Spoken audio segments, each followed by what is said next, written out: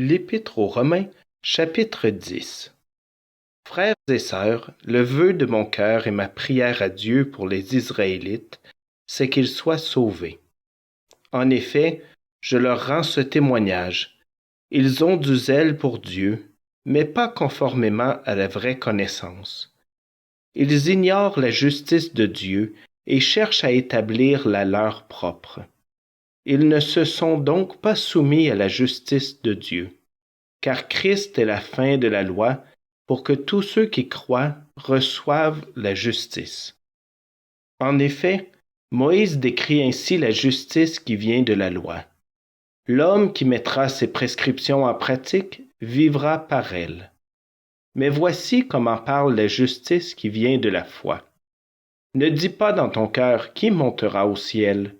Ce serait en faire descendre Christ. Ou qui descendra dans l'abîme? Ce serait faire remonter Christ de chez les morts. Que dit-elle donc?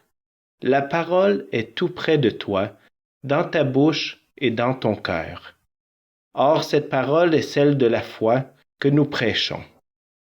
Si tu reconnais publiquement de ta bouche que Jésus est le Seigneur, et si tu crois dans ton cœur que Dieu l'a ressuscité, tu seras sauvé.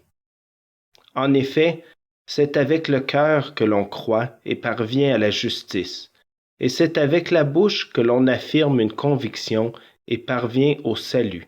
Comme le dit l'Écriture, « Celui qui croit en lui ne sera pas couvert de honte. » Ainsi, il n'y a aucune différence entre le juif et le non-juif, puisqu'ils ont tous le même Seigneur, qui se montre généreux pour tous ceux qui font appel à lui. En effet, toute personne qui fera appel au nom du Seigneur sera sauvée. Mais comment donc feront-ils appel à celui en qui ils n'ont pas cru? Et comment croiront-ils en celui dont ils n'ont pas entendu parler? Et comment entendront-ils parler de lui si personne ne l'annonce? Et comment l'annoncera-t-on si personne n'est envoyé? Comme il est écrit, qu'ils sont beaux les pieds de ceux qui annoncent la paix, de ceux qui annoncent de bonnes nouvelles. Mais tous n'ont pas obéi à la bonne nouvelle. En effet, Isaïe dit, « Seigneur, qui a cru à notre prédication? » Ainsi la foi vient de ce qu'on entend, et ce qu'on entend vient de la parole de Dieu. Je demande alors, n'auraient-ils pas entendu? Au contraire, leur voix est allée par toute la terre, et leur discours jusqu'aux extrémités du monde. Je demande encore, Israël n'aurait-il pas compris? Moïse le premier dit, « Je provoquerai votre jalousie par ceux qui ne sont pas d'une nation.